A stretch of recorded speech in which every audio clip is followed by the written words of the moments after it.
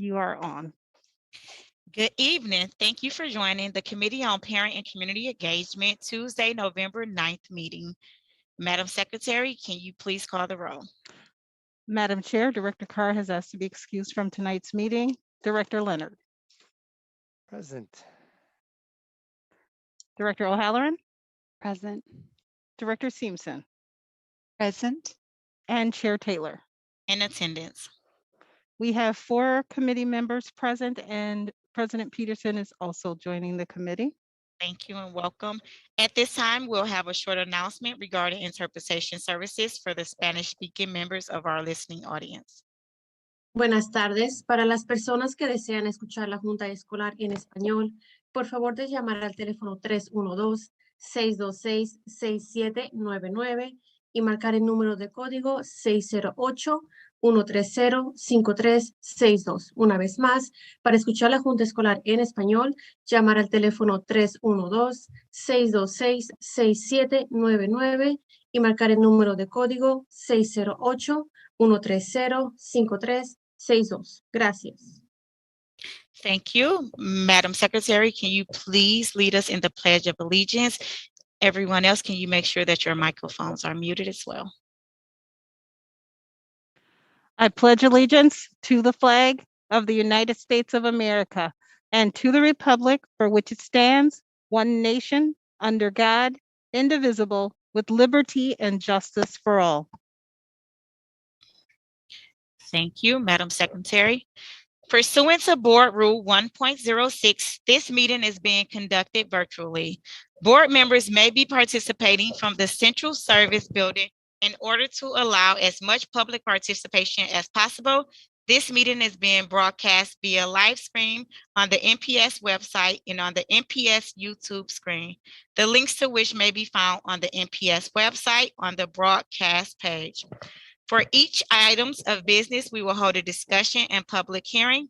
Individuals who wish to speak on tonight's items were required to register in advance. I ask those who are waiting to speak to remain on the platform until you are called upon to speak. Just as a reminder, Robert Rules of Order dictates that all comments should be directed towards the chair of the committee. Also, any questions or requests are to be directed towards the chair, who will then determine the most efficient way to address them. All speakers are asked to state their name and spell their last name before proceeding with their comments. Each speaker will have 2 minutes and 15 seconds to speak. After a speaker's time is up, they may continue to follow the meeting on one of the broadcast options mentioned previously. To ensure the good order of the meeting, harassment or intimidation tactics of any kind, including inappropriate language, will not be tolerated. The chair reserves the right to remove anyone engaging in such behavior from the platform. Those removed from the platform may continue to listen to the meeting or access the agenda items online. However, he or she will not be allowed to rejoin the platform. Written testimony may be submitted to the Office of Board Governance, P.O. Box 2181, Milwaukee, Wisconsin 53201, or fax to 414-475-8071, or email it to governance spelled out at Milwaukee spelled all the way out .k12.wi.us. Also, for our listening audience, if you wish to access this evening's agenda items and attachments online, you may do so by visiting https://Milwaukee spelled all the way out, public spelled all the way out .ic-board.com. Madam Secretary, what is the first item of business, please? The first item of business is item number 1. Item number 1 is a report with possible action regarding the data and progress associated with the Office of Civil Rights OCR report. This is an informational item, and although it has been noticed for possible action, no action is required. Thank you, Madam Secretary. Superintendent, do you guys have any comments on this item?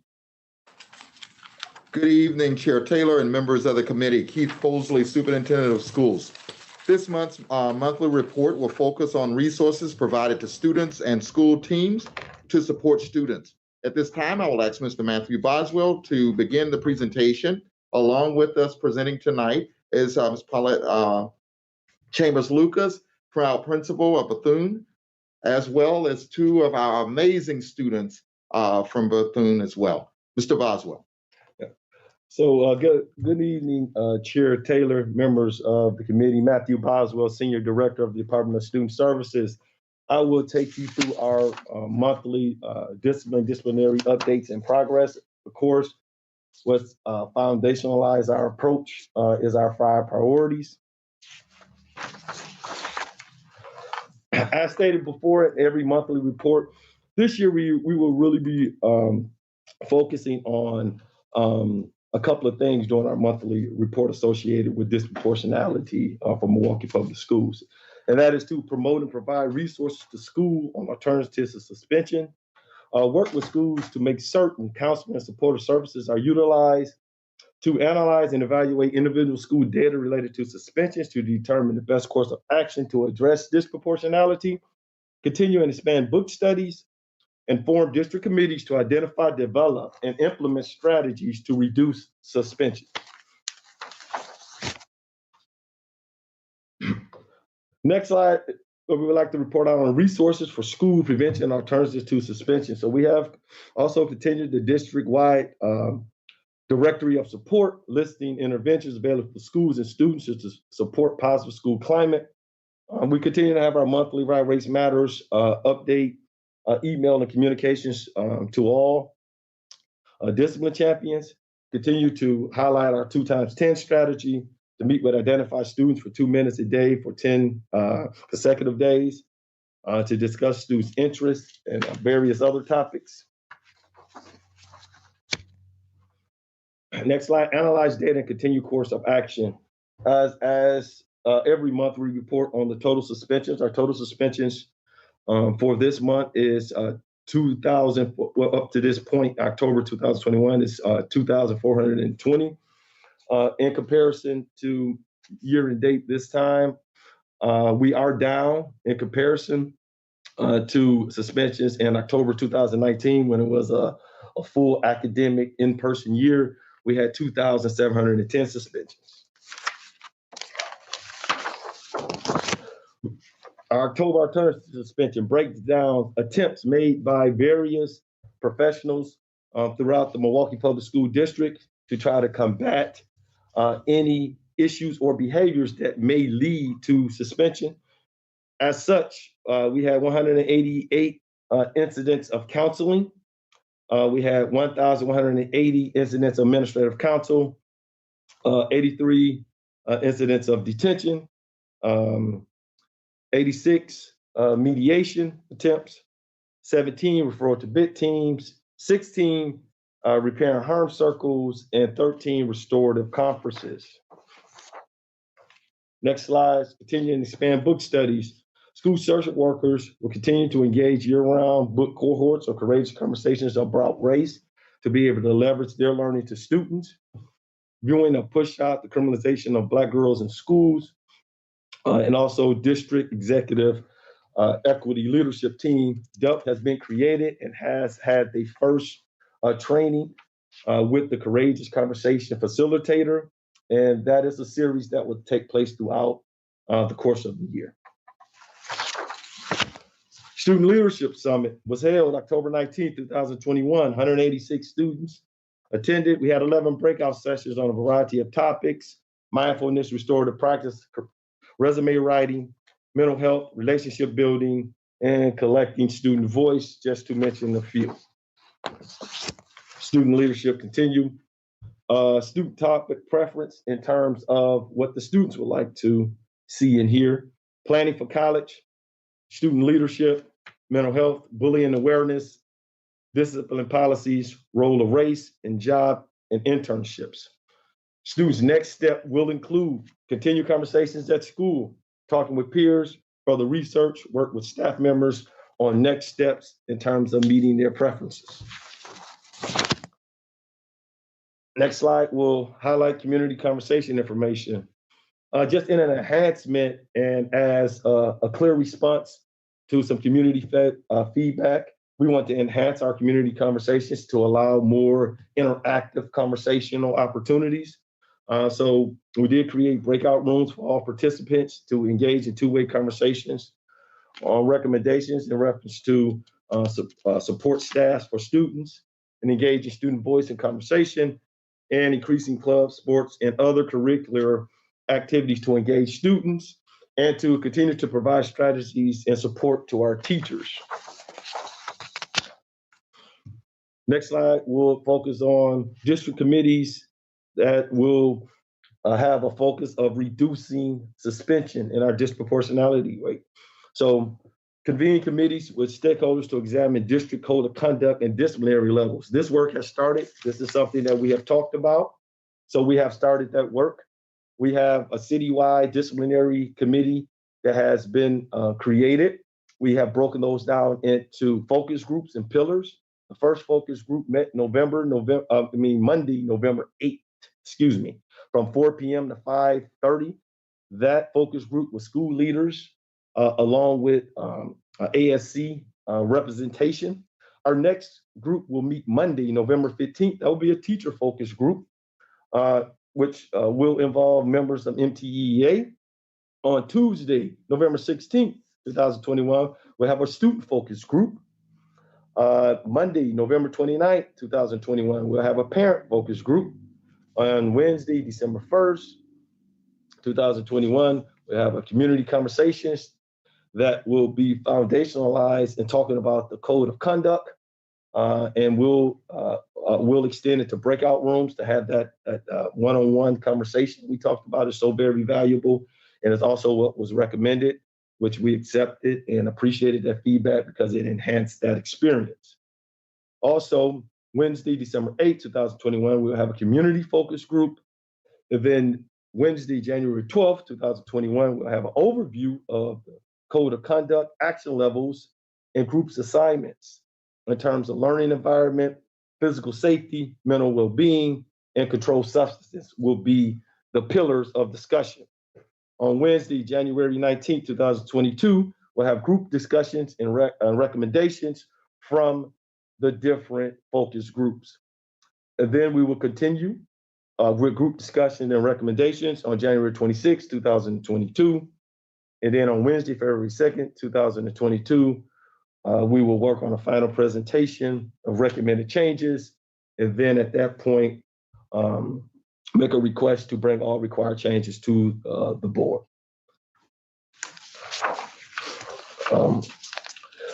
And as I would say, we will continue to look at the disciplinary levels of behaviors, which is the core conversation of what needs to be done. Limit behavior types. Schools can respond in a disciplinary result of suspension. Identify additional alternatives to suspension and create professional development based on need. Our upcoming events, as previously mentioned, community conversations will be December 1st, 2021. Be virtual, pre-registration is preferred. 6 to 7, breakout rooms for discussion. The topic will be code of conduct and disciplinary levels. Once again, and courageous conversations about race. Of course, we already started our depth session with the district disciplinary team, and explorations with teachers at identified elementary schools will continue as well. As mentioned before by Dr. Posley, our superintendent, Dr. Posley, we have the honor of having one of our excellent principals in the district, Ms. Chambers of Bethune Academy, which is a K-8 school in the Central Region, to just highlight some of the things that she has done at her school in terms of building a positive climate culture. She also, as mentioned by our superintendent, Dr. Posley, brought 2 students to help with just foundationalize the things that they have done at their school as a positive community and culture building culture. So with no further ado, Ms. Chambers. Good evening, Chair Taylor and members of the committee. I am Paulette Chambers, principal of Bethune Academy. I am just pausing for a moment so you all can share the PowerPoint with me. There we go. So, Mary Mcleod Bethune Academy is a school that services about 614 students, grades K through 8. We have an ESL program, a Head Start program. We service special education students. We have an after-school CLC program, and we have full-time art, gym, and music. Next slide, please. At Mary Mcleod Bethune Academy, our vision statement reads, at Mary Mcleod Bethune Academy, we strive to be a K-8 school that is highly regarded for its academic excellence by producing major gains in student achievement and actively serving and improving the community in which it operates. And our motto is that of Mary Mcleod Bethune herself, civil rights activist, not for myself, but for others. Next slide, please. At Bethune Academy, we have a very committed staff. Our staff has an average of 92% attendance. This is so important because without our committed staff, it would be much more difficult to improve the culture of our building. But having a committed staff means that our students have consistency, that our students can rely on the staff to be there for them day after day. It allows for continuous academics. It allows for stability, and it allows students to have a social emotional support system. Our committed staff runs our after-school CLC program, and our committed staff also offers clubs in physical education, art, music, and STEM. What you will see here is some of our historical data, and I will not go into detail, but if you take a look, you will see that we have spikes in different areas. In 2017-18, we had 233 incidents recorded either by suspension or incident referral with no PLP notes. In 2019-20, we had 91 incidents, In 18-19, we had 108 incidents with no PLP notes. In 19-20, we had 91 incidents with 792 PLP notes. And then in 2021, we had 32 incidents with 283 PLP notes. This was nervousing to say the least. So we began to brainstorm and ask questions about why this was happening. One thing we noticed is the time of day our incidents were happening. If you take a look, you'll notice that we had high spikes between 11 and 2 p.m. So we began to ask ourselves, what was causing this? And what we found is that during recess, we had a high number of incidents, oftentimes with our second and third and sometimes fourth graders, because they hadn't quite learned how to master the play. So we began to discuss how we could help solve this issue. And what we found is that action was needed. So what we did is we changed our recess processes. We no longer have 4, 5, 6 classes outside at one time. We changed to a support system from consequence system. So instead of focusing on what students would have to do if they had broken a rule, we continue to support their positive behavior. We went from an immense amount of referrals to PLP notes, having teachers help the students correct their behaviors before it became an incident referral. We added tutoring to our lunch times.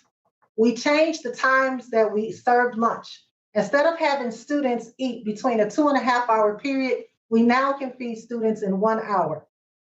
We've added clubs to our day, so we now have opportunities for students to have additional activities besides class. We now have a school-wide brain break schedule, which allows every class in the building to go outside, get some fresh air, take a walk, or engage in an activity. We have also begun to train our staff with restorative practices or retrain staff that have previously been trained so that we can do more mediation between students. And we have increased our athletics program to include extra sports. As a result, we have found that our building is the quietest it's ever been. Students are excited. The energy seems to be contagious. There's a much more patient mindset in what students need. And we have been able to find resolutions to student problems besides suspension. We have also tried to make sure we show pride in our school. We've added a color marquee to our school to help our curb appeal. We have a new sound system in our gym. We've added new lighting. We have the school painted to some degree every year. We have new mascots arriving to join students at the games. And we try to make sure that our daily curb appeal is clean before students arrive to the building every day. With this, I would like to take the opportunity to introduce to you our first student speaker who can give you some of their feedback. I introduce to you all Monasia Fisher.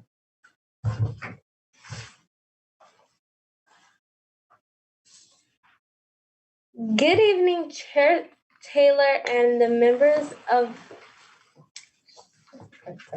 the committee. Monasia Fisher, 8th grade student of Bethune Academy.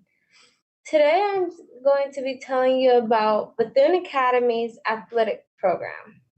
I've been at Bethune Academy since K5. For the first 6 years at Bethune Academy, we only had a few basketball teams. Now we have more than a dozen teams. Our teams include multiple grade levels of basketball, soccer, flag football, and cheerleading. I hear we might even get track and softball. Speaking from experience, Bethune Academy Sports helps kids learn sportsmanship.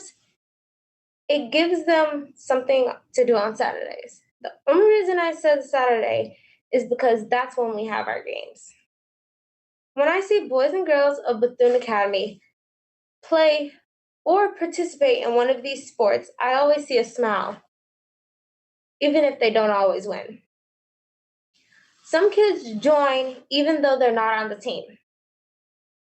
They do this by riding the sports bus that picks up all players at the school and takes them to every game on Saturday. We like to call them the Wildcat fans. I think having kids play sports and watch the games helps them listen in class and act better, so they can go to the next game. This is my last year at Bethune Academy. I'm excited to go to high school, but I know I am going to miss the principal and the teachers at Bethune. One thing I have learned from Bethune Academy is you have to try hard enough to succeed. And success will not come fast, so be patient. Thank you very much. Thank you, Monasia. Chair Taylor and members of the committee, Paulette Chambers, Principal of Bethune Academy, I'd like to introduce Tayshawn Davis Mayfield.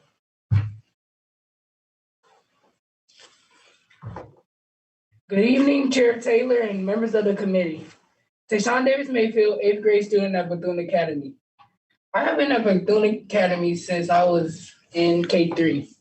This year is the first year we have had clubs offered to students that are not in our CLC program.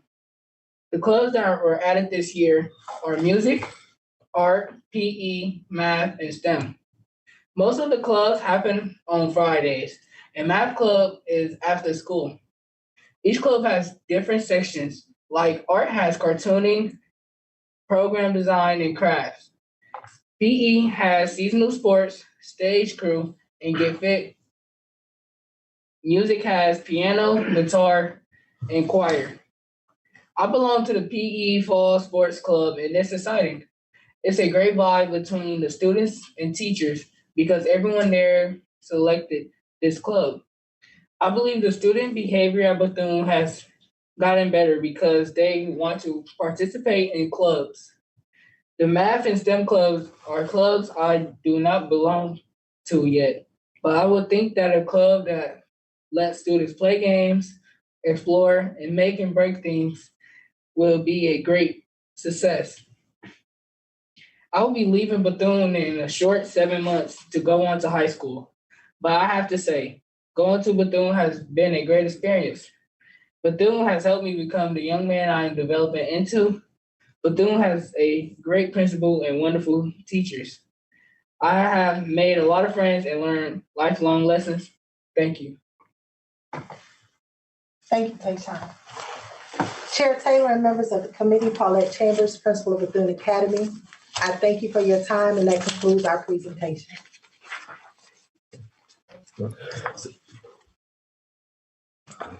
Thank you. I know committee members are thriving to ask questions. I do want to ask Madam Secretary, how many speakers do we have on this item first? Madam Chair, it looks like we have, let's see, 4 individuals registered to speak on this item. Okay, so committee members, Director Simpson. Good.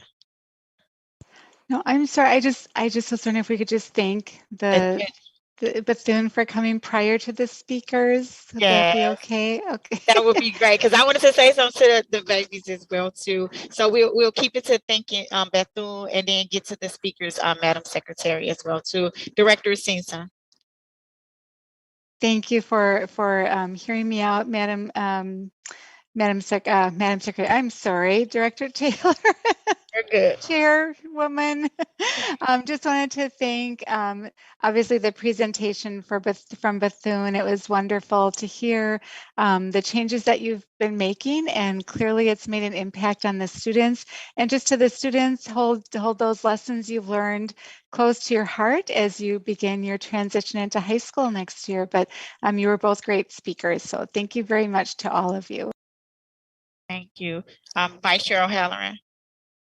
Oh, thank you. I just wanted to say that you did a great job. I thank you for showing up to, share your thoughts on this. It's not an easy thing to do, to testify and, share your story. So thank you so much for that.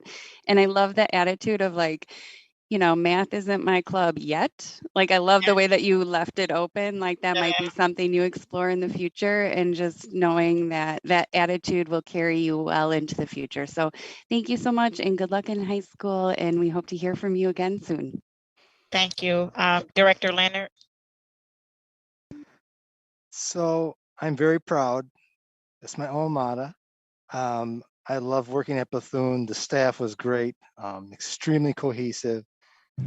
I miss the students. I'm looking at you and I'm just thinking, oh my gosh, I'm getting old, but I'm very proud of you. Great job. You did just great out there. And anyway, looking forward to seeing how everything goes from here on in. I'm excited about what's happening at Bethune. It is way improved since I left. I'm not sure what that says, but it is. Thank you. President Peterson. Hello, Mr. Leonard. Hi, Mr. Leonard. President Peterson, was that? Yes. I wanted to thank the students and principal as well. I'm tempted to ask the students if they give us some lowdown on Mr. Leonard, but that probably wouldn't be fair. But I do think that the changes that were made were clearly student-centered and child-centered, and it shows up that then the kids are more into being at school and being well-behaved at school and learning a lot more. So thank you very much for what you told us tonight. Thank you, President Peterson. I just wanted to say thank you to Bethune as well too. The implementations is something that we can probably look at and tweak at other schools district-wide. So thank you for being a great example. And for those 8th graders, do you know where you're going to high school? Yes. My first choice is Marquette University High School. Huh? Okay. Yes. My first choice is Hamilton High School. Thank you. Well, you both would do great at whatever high school you go to. Thank you for being the best part of MPS. Thank you for having us. Thank you for having us. Thank you. Okay, Madam Secretary, we'll go to the speakers now. Okay, great. The first speaker on the platform to speak on item number 1 is Jessica Laurie. Please state your name, spell your last name before beginning your testimony. Jessica Laurie, Lowery. Thank you. And I just have a question for you this evening. Where is the accountability? So Milwaukee Public Schools entered into a resolution with the Office of Civil Rights when Black students were receiving 80% of suspensions issued. And we know that to this day, disproportionality of our Black students continues at or above this level. And the presentation tonight mentioned that suspensions have decreased from 2019, but not by much. So obviously the kind of the case study we saw from Bethune that's amazing, but what evidence do we have? What evidence does the board have that culture shifts are happening in meaningful ways at other schools? What updates has the board been provided on training of school staff per the contract with courageous conversations about race as outlined in the anti-racism 3-year plan draft? What evidence does the board and community have that district leadership is committed to creating change as it relates to this important work? Can the board and the public be provided a list of staff members on the district executive equity leadership team? And the board and the public was presented with a drafted version of the anti-racism PD in June 2021. When will the finalized version of this document be presented to the board? This is definitely a very difficult school year for all of us, and I'm just hoping that we can really drill down on these issues. Thank you. Thank you. The next speaker that we have on the platform is Lucas Weir. Please state your name, spell your last name, and begin your testimony.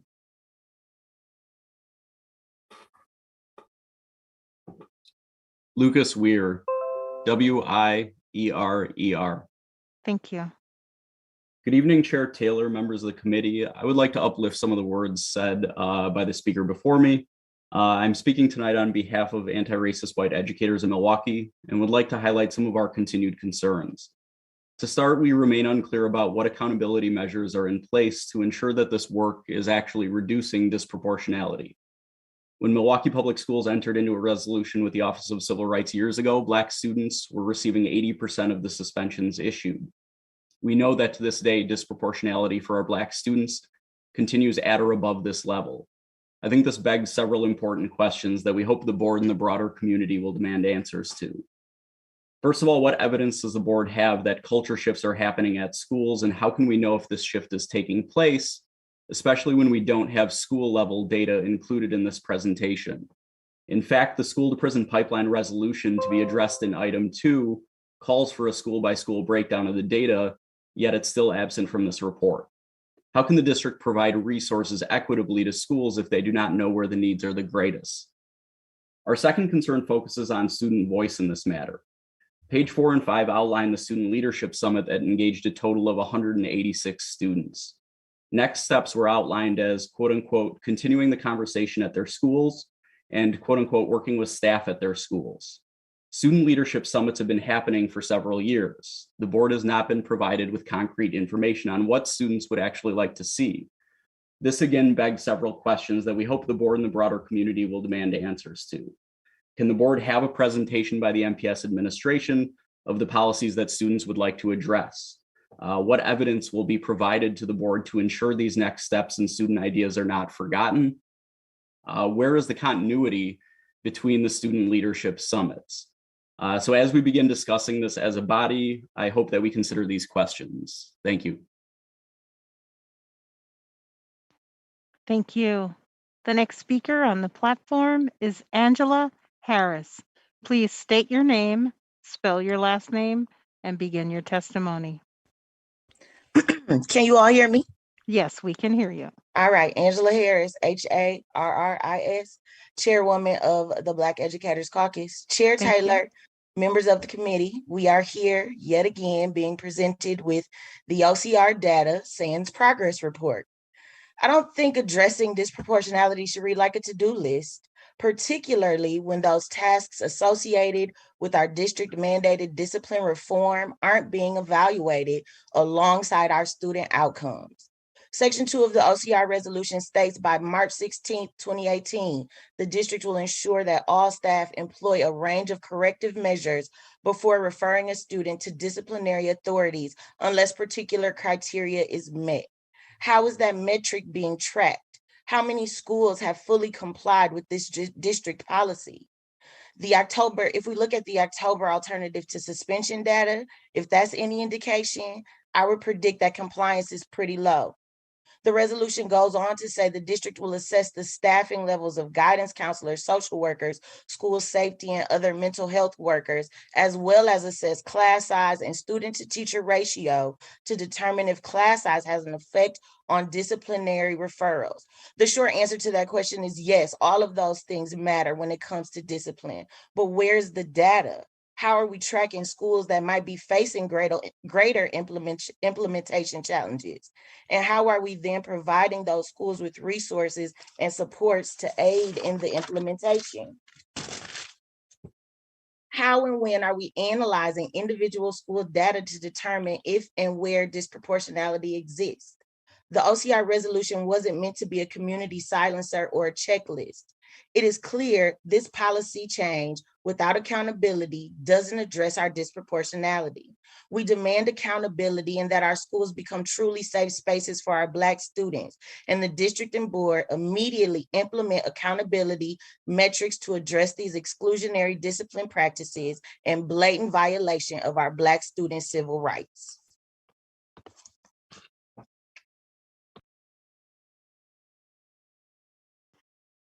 Thank you.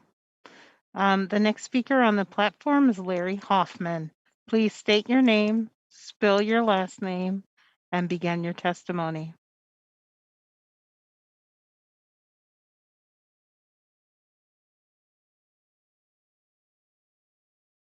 Mr. Hoffman? Madam Secretary, do you see him on the platform? Can you hear me? Yes, we can hear you. Larry Hoffman, Hoffman. Thank you. MICA member, Madam Chair and Committee. Lately, meetings are often started with a recognition of the original inhabitants of the land. In that spirit, before I address the agenda item, I must quickly acknowledge that you and I are fools if we don't do all we can to halt and to mitigate the effects of global warming. It's our fault, and it is becoming the most critical issue in the lives of our children. Now, on the issue at hand, student voice.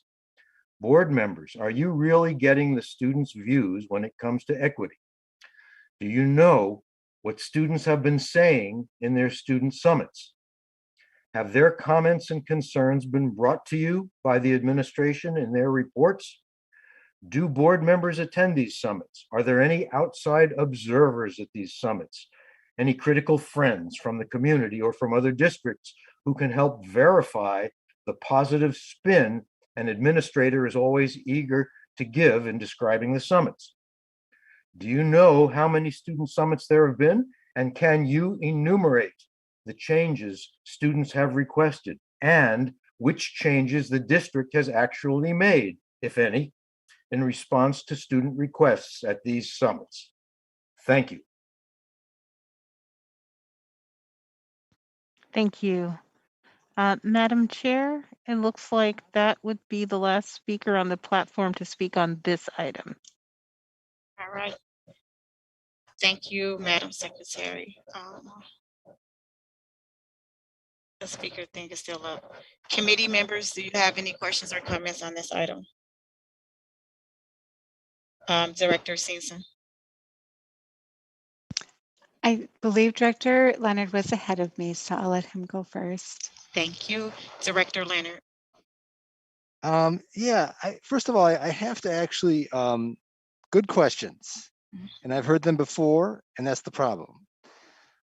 So I do have a few questions, or at least strong suggestions. And I'm going to really base this off of my first question by looking at the data. When I looked at the restorative conferences, I saw a total of 13 conferences. And then I also saw, forgive me, everything small print and I'm getting older, but I also saw that there were repairing harm circles, 16, very small numbers. So I'm very concerned when I see that. I'm not sure if that's just poor reporting. If that is the case with that many students in our buildings, we are definitely not hitting the mark in a couple of methods that should have been more productive. Now I'm also have to ask with that, is that combined with all of the conference total data up there or counseling data? So I'll let you first answer those questions and then I will ask to come back for a couple of others. Absolutely. Thank you, Director Leonard. Superintendent.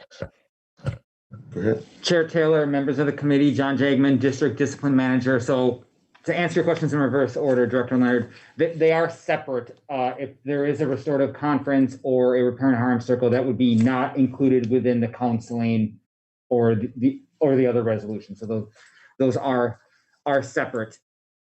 We have currently 15 schools that are in a restorative practices cohort.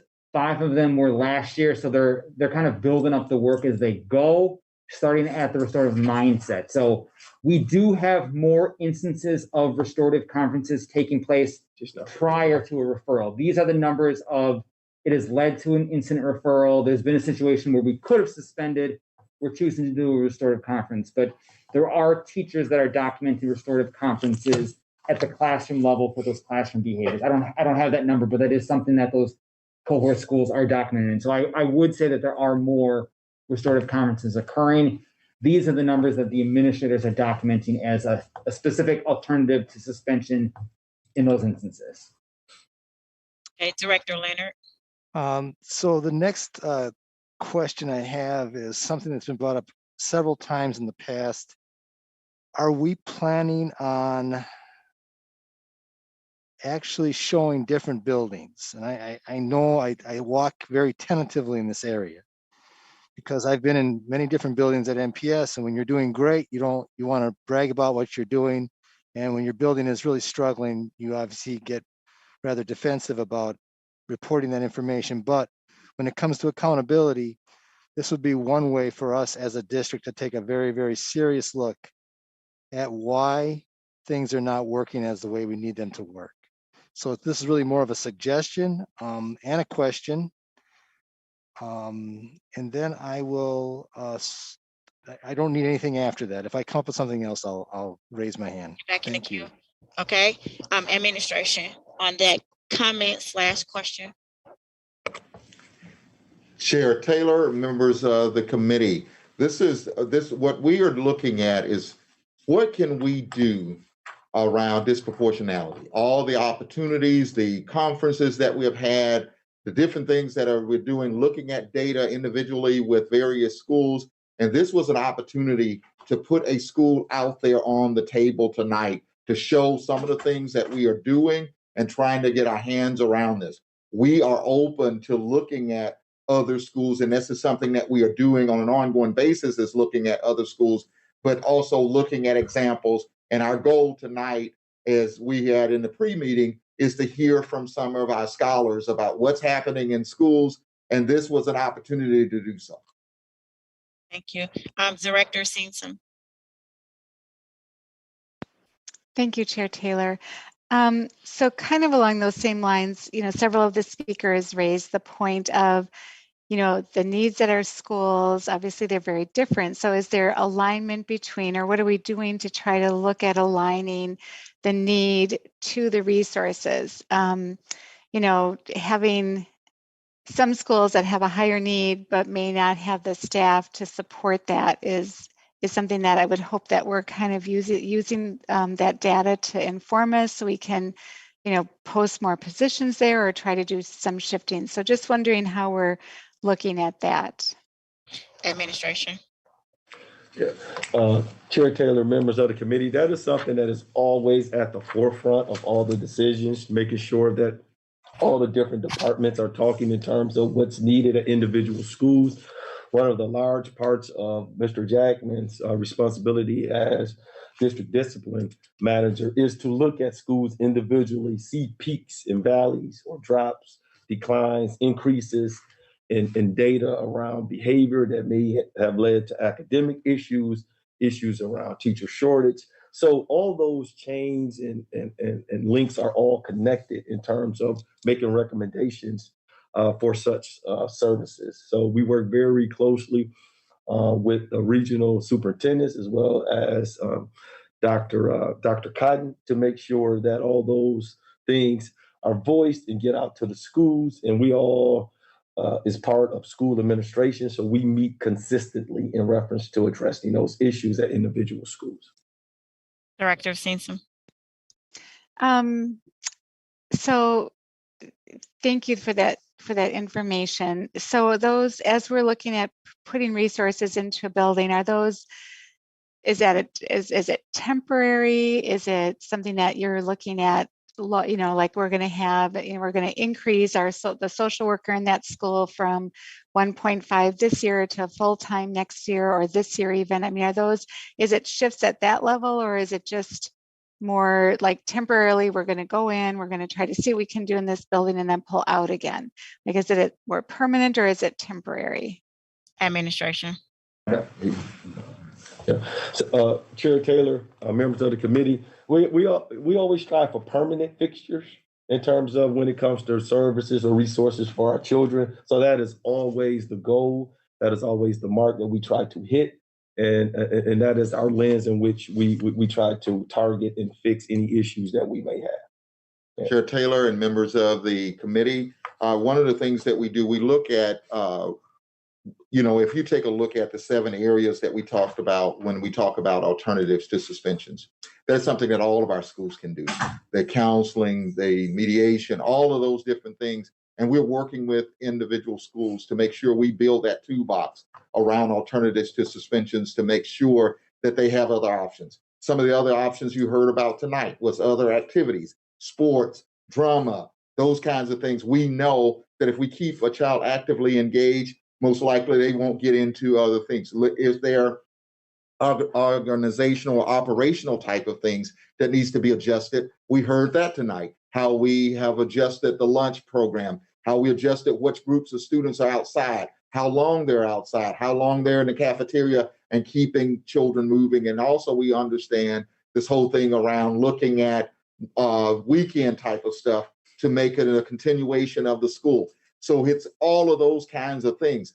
And when we look at this toolbox, some of these things may work in one place where something else may work even better. But giving those same options to all of our staff and all of our schools to be able to plug in and have something that they can plug and play. And when we talk about staff, we're looking at the numbers that we have there. That's some of the things that we looked at when we look at the data.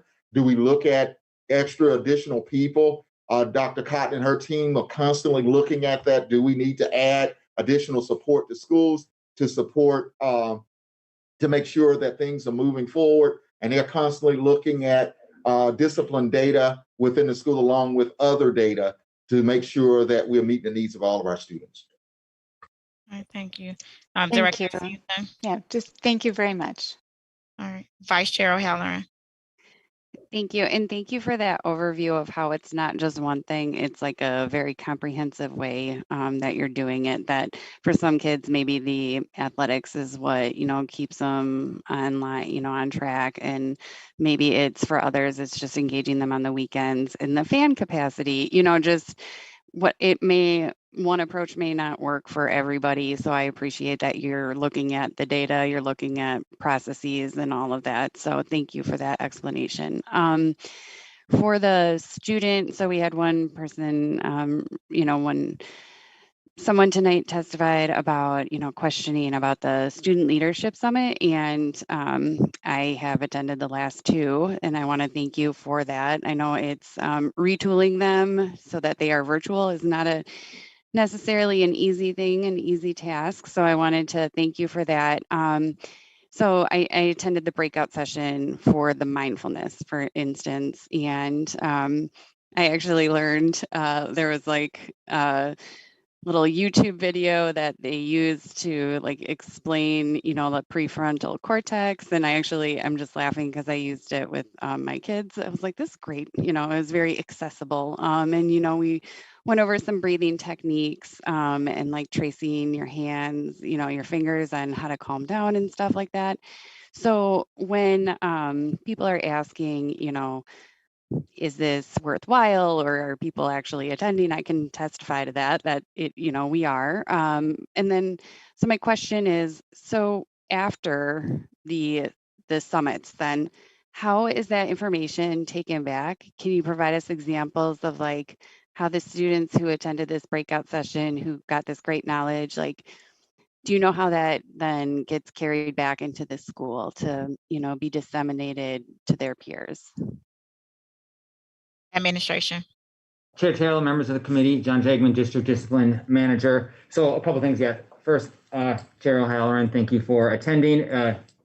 To address the question about who's kind of from the outsiders and whatnot, yes, the school board members are always invited to attend. We are also in collaboration with Milwaukee Succeeds, who had some of their staff members attend and help facilitate some breakouts. We also collaborate with UW-Madison, who provided us the student survey, and they are the ones who are analyzing the results and provided that. So what we have done is students before the summit were surveyed on topics that were of interest, which is how we got the breakout topics, was from the students recommending what areas they want to. At the summit, they completed the survey about what they liked and didn't like about the different breakouts. Overall, it was 4.5 out of 5 in all the different breakouts, so students did enjoy their space. We also then did ask students what topics would they like at future summits, what topics would they like to discuss in their school buildings, and what next steps would they like to see based on what they saw in the building. And that is the work that then went to UW-Madison. They analyzed the results. They shared that with us. We have shared that with the school teams, the student discipline committee facilitators at each school who attended, so they can see across all the students what their recommendations were. Then each month in the school building, students meet twice a month. That is a student-centered agenda. They talk about what students want to talk about. One of those questions in there is, what recommendations are they making to the school, and what next steps would they like to see? And then that is shared with the school level administration right within that kind of feedback loop at the school level. Vice Chair O'Halloran. Thank you. So do the students get a chance to share that, whatever they learned, then are they able to share that with their classmates? Is that feedback loop? Like I appreciate the surveying process of, how we figure out what topics they want and whether it was worthwhile afterwards. But is there a way that the students can share that information with their peers? Administration. Chair Taylor, members of the committee. So yes, that is our big push this year, more so in the past, which has always been our idea. But the push this year is, how is that information being shared with students and staff members? We've recommended different things like using Flipgrid and creating little Flipgrid videos of students and having students allow to go in and share different ways of that. Creating a video, because we're virtual for staff meetings and student meetings, how can they present to other student committees in the school, like student council, link crew, those other ones. So what we are asking is that they do share on a regular basis. We are asking the student committees this year, and this is what we did 2 years ago prior to the pandemic. Last year we were not able to, was based on the sessions they attended, take at least one best practice that they got. So we'll stick with mindfulness.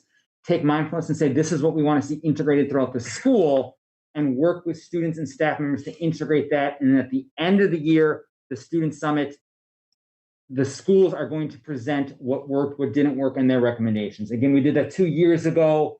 We all were meeting in person at the time. Each school then presented something that they focused on. So that is what we're trying to get back to this year, based on those different breakouts. Come back, integrate something, end of the year, present to the other student groups. All right. Vice Chair O'Halloran, was that it?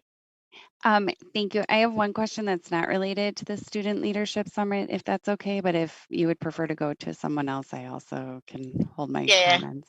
I would say yeah, unless it's related to the OCR, with the topic we're on now. No. It was just, I was just going to ask if there's a way that we are tracking when we email out the resources, if there's like click through, because one thing that keeps coming through in the testimony seems to be like we're putting a lot of information out, and just it seems like the community would like to understand how we're tracking the actual usage of that. So I was just wondering if there's like click-through rates or ways that we can track how it's being utilized, if so that there would be more kind of putting some data to all of the activity to try to track like, oh yes, people are actually using this, and this is how we would tackle disproportionality. Yeah, I do think that's pertinent to the question because it's on there. Administration. Chair Taylor, members of the committee. So a couple of things. Every school has identified a discipline champion, and they do get that email every week I send out a Monday email with a couple of resources, a YouTube video, something of that nature. So that is sent out. The request is that discipline champion share through their school network. They can forward the email, they can put into their staff email, anything like that. When we're talking about specific strategies, so let's say the specific strategy is the 2x10 intervention or having a one-on-one conversation with students. When a staff member is working with a student with a behavioral concern, they are documenting that into Infinite Campus and they are selecting what intervention they are doing. So then we can monitor by school, by student, by staff member, whatever we want, what implementation is looking like, what strategies are being used more often, what strategies are not being used as often. And that is a data point that is shared with schools, and it is shared as part of that district disproportionality team. And we have dove into it and seen, hey, we're not seeing a lot of this strategy. The strategy's been out there and been shared. What conversations can we have with schools to ensure that they are aware of it and utilizing it? Thank you. President Peterson. Thank you. Just two things. One is I wanted to thank the administration for the and the students and the other staff members, teachers, counselors for their work in the Student Leadership Conference. I also have been attending that the last couple of years, this workshop. This time I went to the social emotional learning workshop, and I was very impressed with the relationship between the presenters who were teachers and counselors and the students who were participating. The question I have is, when is the next time, and I'm not sure it's in this committee, that we can get a report on the 15 restorative practices cohort schools? I'm interested in seeing how that's going and how we can help expand that. Administration. Good, John. Chair Taylor, members of the committee, we can definitely integrate more information around the restorative practices at our next meeting. That team is part of that district leadership team. I collaborate with them often, so we can for sure integrate more information and maybe even highlight one of those schools at the next month meeting. Thank you. President Peterson. You said two, was that the last one? Yeah, thank you very much. I'm sorry. All right, thank you. Because I don't want to talk much from the chair. I do want to thank the speakers that spoke tonight. I was writing it down. They had some really great questions. I don't know if they're still listening, but Madam Secretary, if we can reach back out to them and have them send in their questions so that we can get answers to them, because some of them were questions that were very pertinent to how do we move forward. And I want to say thank you to the team tonight. One of the things we did talk about in the pre-agenda is having a school come in and show their growth. And so I do thank Bethune for that too. And one of the other things I was hearing with the speakers is, or with the committee as well too, as that process as Bethune was going through, I'm just using them as an example because they were on tonight, may have been great to show how we are implementing those strategic and the positive things from the OCR. Like we're hearing about Bethune, and it's like you guys have gotten it together, but to kind of hear about the process going through, like step one, we had to identify this, step two was this, step three was this, and then step four, hey, this is where we're at, now we're down in numbers. So you guys did a really great job of that, but I think hearing about some of those schools maybe during the process is great as well too. I've seen Matt Chasen come on. Let's see. Thank you, Chair Taylor. Matt Chasen, Office of Accountability and Efficiency. Last month, I drew attention to the fact that there was some behavioral and race and ethnicity breakdown reporting that had fallen off of this report that had appeared in every month before. That data is back again this month, and I don't believe it would be appropriate for me to provide a critical review of that data not being present without recognizing and commending the administration for restoring it this month. I believe it is the transparency and the visibility of this data that helps keep this conversation honest. So I just wanted to mention that this evening. Thank you so much. Thank you, Matt Chasen, and for keeping us all accountable and transparent. Madam Secretary, I saw you came back up. Madam Secretary? Yes. Mm-hmm. Oh, okay. I thought you were coming up because you had either somebody come on the platform or no. No, there isn't anyone on the platform. I just wanted to acknowledge your request to have the questions asked by the speakers submitted to the administration for response. Absolutely. Thank you. Thank you. Madam Secretary, can you call the next item, please? Yes, as this is a report and no action is required. Item number 2 is a report with possible action regarding follow-up to Resolution 2021R-22 by Director Taylor regarding the dissemblance of the school to prison pipeline. This is an informational item, and although it has been noticed for possible action, no action is required. Thank you. Administration.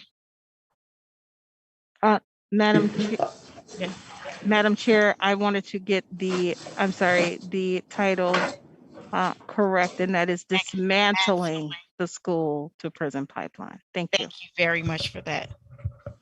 Chair Taylor and members of the committee, I will ask Jennifer Mims Howell to start the presentation and turn it over to the team members who have provided updates on the district's efforts as related to eliminating the school to prison pipeline. Jennifer. Thank you, Dr. Posley. Chair Taylor and members of the committee. Tonight, I will talk to you about the efforts that Milwaukee Public School is making to eliminate what we call the school to prison pipeline. Through the academic programs and achievement progress of our students, we are working to empower our students to know that their future is in with our community, and we will empower them as our youth. The Department of Curriculum and Instruction has offered high-quality, grade-appropriate education this year through our ambitious instruction and accelerating learning. This summer, we offered several types of camps for our students to engage in. We offered talent development camps, as well as STEM camps. We'll be offering more in the later parts of November and early December. We are building teachers up through professional development to continuously engage and nurture the student abilities that our students have. Through the Department of Specialized Services, we continue to work with our school community partnerships to ensure that our local community partners help to engage our students as they work through the stressors. Our MPS violence prevention team has increased our sites from 24 to 38 sites working with our students in partnerships.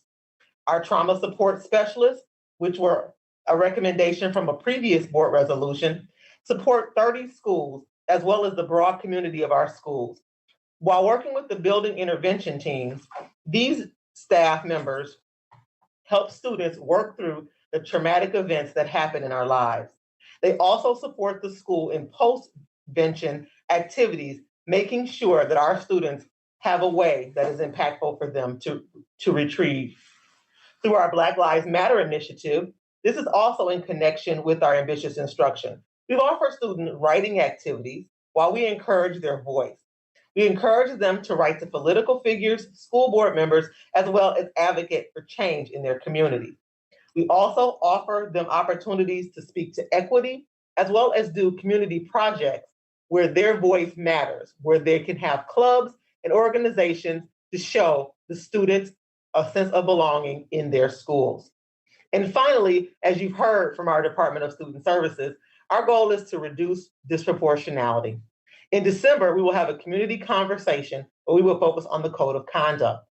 Together, all the departments of Milwaukee Public Schools continue to work on an effort as we try to eliminate the school to prison pipeline.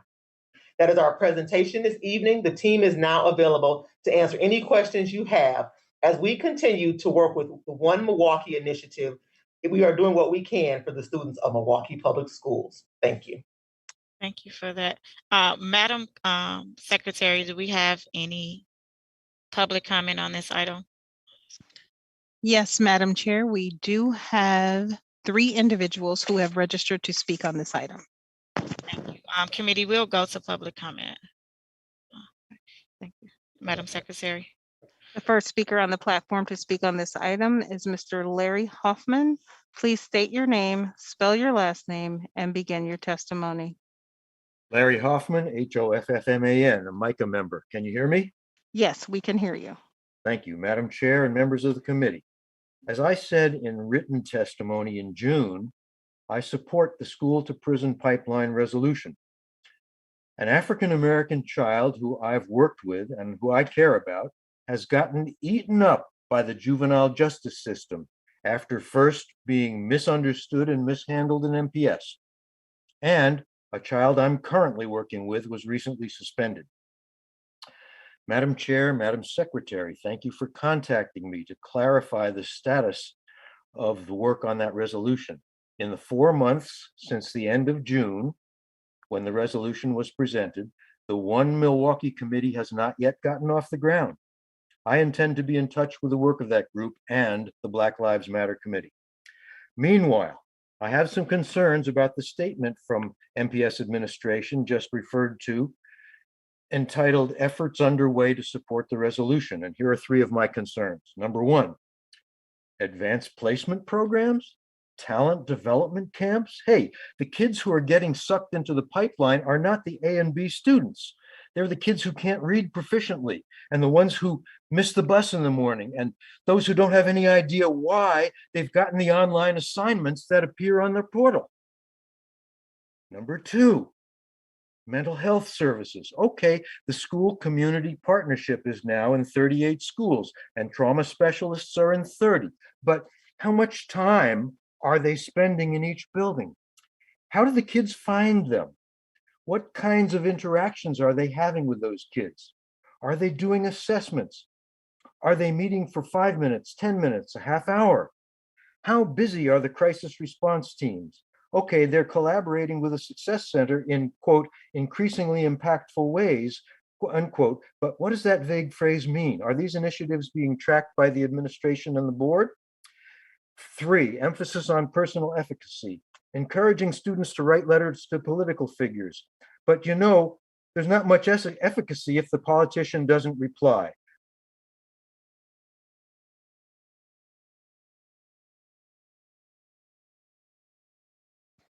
Thank you.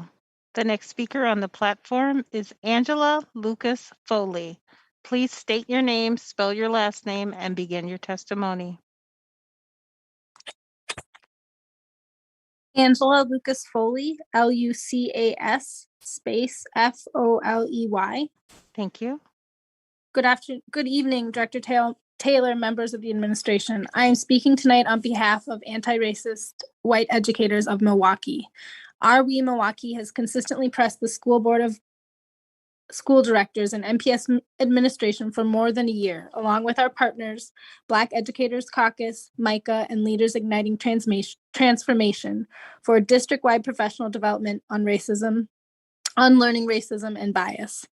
Because this work is a priority for us, we will continue to monitor board items with a specific focus on accountability to the tireless work of becoming a school system where all students thrive. Our district needs to become a place where every teacher, every member of upper administration, every school director, school board director wants to be in every single school building every day for 40 hours a week. Principal Chambers noted very aptly that staff attendance rates made a big difference in her school's transformation. Staff committed to buildings, staff committed to administration. Is every single school and every single classroom in this district a place where you would want to be? If not, our work is not done. Our staff need training. They need support. Hold on, Ashim. They need business to be done differently. The update document attached to this item emphasizes the importance of Black Lives Matter initiative as helping to work towards eliminating the school to prison pipeline through an emphasis on personal efficacy and systemic change by promoting building a positive school culture and climate. Where is the support financially and time-wise for this system? What budget funds have been set aside for training across districts? The multi-tiered system of support is a good place to start. In this month's disproportionality report, there was a single strategy mentioned from the toolkit that was shared with district staff. Is one strategy enough?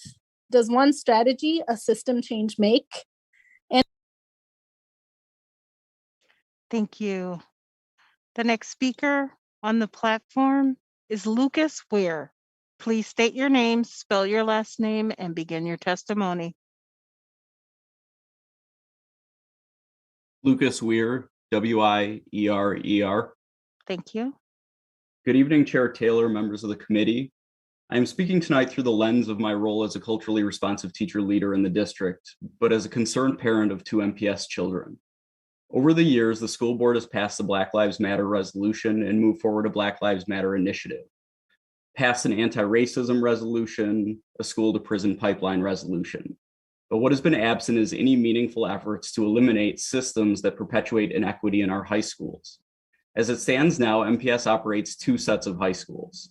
The first was designed for students and families that, generally speaking, have more access to privilege.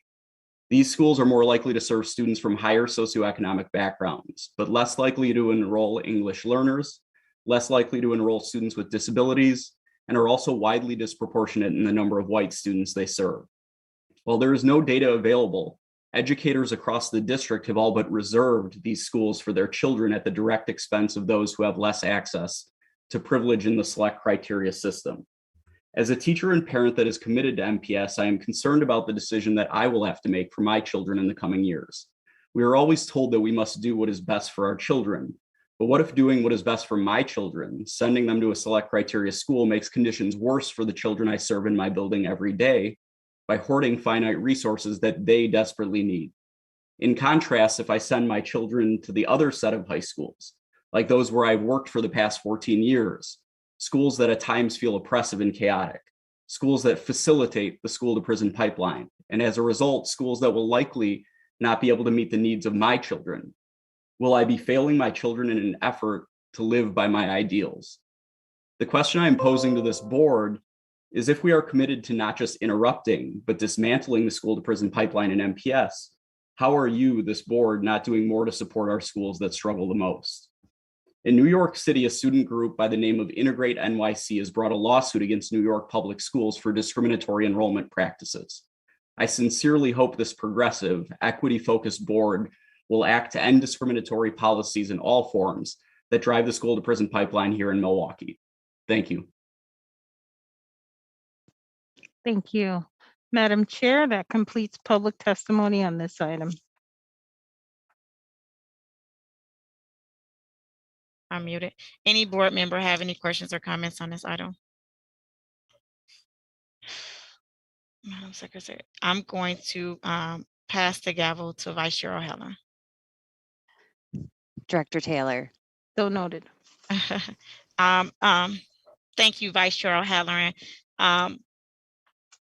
As we heard from those in public comment, and just being an educator in the district for over a decade, this term, dismantling the school to prison pipeline, is something we've heard from years.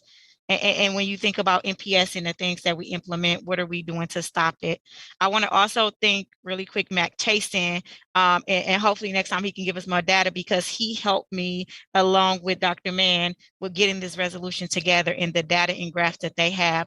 And so it is statistically known that they build prisons on the reading level of Black young boys. And once again, I'm gonna say it again, they build prisons on the reading level of Black young boys. And so that is saying that a Black young male, the ages of 6, 7, and 8, by the time that they're 18, they have already determined where they're most likely to go by where they're reading at that age.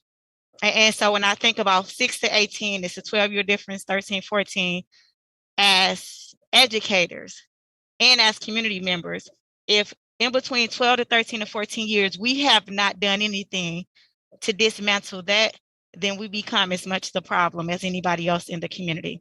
And this isn't pointing fingers, because I'm an educator by trade as well too.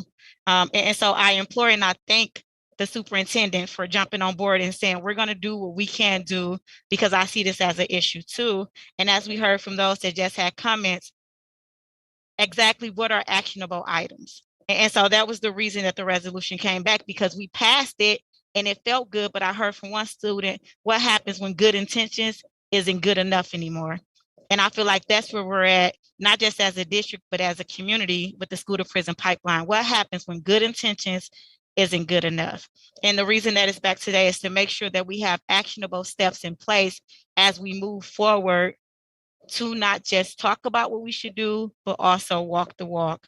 So I implore my committee members and my colleagues, as well as the administration, let's continue to do actionable items. Let's be the difference that we often talk about within our district and our community, because this is something that has been underway for years. And I know tomorrow, because we passed this resolution and put some actionable items, it's not going to go away. It's going to take work from all sides. And that's why it's up under the One Milwaukee as well, too, because this isn't something that just the school district can handle, too. This goes into the community. So that's like the whole child. We can't help one side and not help the whole child, because we'll be doing a disservice as well, too. I know I went on to talk a lot about it, but it really, this is something that I'm passionate about. And I'm one of those educators that my babies do go through MPS. I've had 2 that graduated. I got one that graduate this year, and then I got another one that's a sophomore. So I'm not just talking as somebody on the board. I'm also a parent of MPS students. Thank you for that, Vice Chair. Thank you, Chair Taylor. Would you like the gavel back then? Would you like administration to comment or anything? Yes, if they please could comment. Okay. Administration, do you have any comments?